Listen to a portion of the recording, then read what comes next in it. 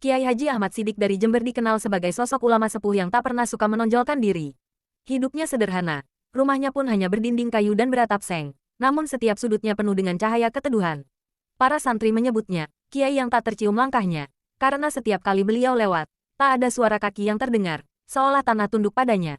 Beliau tidak hanya dikenal sebagai guru ngaji, tetapi juga sebagai penyelamat dalam banyak musibah.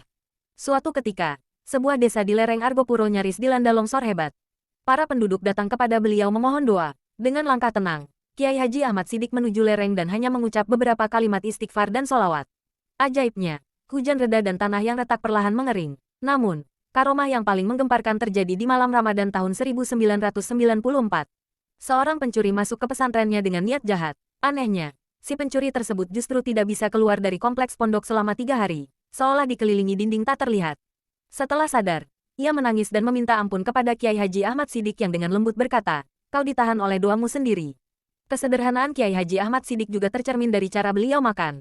Ia tak pernah makan lebih dulu sebelum santri kenyang. Bahkan saat sakit pun, ia tetap menolak makan daging dan hanya meminta air putih dan nasi kering. Ketika ditanya kenapa, beliau menjawab, "Yang terbaik bukan di lidah, tapi di syukur." Satu kisah menyentuh lainnya adalah saat beliau mendatangi rumah seorang santrinya yang sedang berduka karena ibunya meninggal. Tanpa undangan, Kiai Haji Ahmad Siddiq tiba-tiba muncul dan langsung menyolatkan jenazah. Tak satu pun orang tahu beliau mendapat kabar itu, karena saat itu jaringan telepon pun belum menjangkau desa tersebut. Kiai Haji Ahmad Siddiq juga dikenal memiliki waktu-waktu mustajab. Banyak masyarakat datang hanya untuk minta didoakan agar urusan dunia mereka dimudahkan.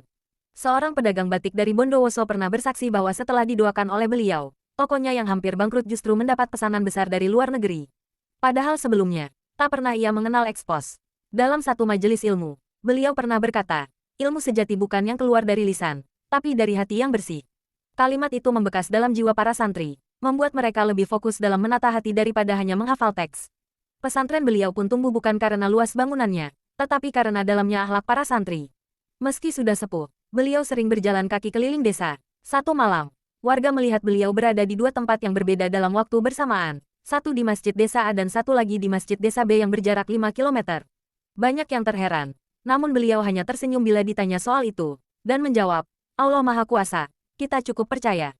Menjelang wafatnya, Kiai Haji Ahmad Siddiq memanggil santri senior dan hanya berpesan 3 hal, teruskan mengaji, jangan tinggalkan solawat, dan jangan cari dunia lewat agama. 3 pesan itu ditulis di papan kayu di serambi pesantren, masih tergantung hingga hari ini. Setelah wafat, ribuan orang datang, bahkan dari luar pulau, padahal tidak ada pengumuman resmi. Kini, makam beliau menjadi tempat ziarah yang penuh kesederhanaan. Tak ada kubah mewah, hanya batu nisan kecil dan pohon kamboja tua. Tapi siapapun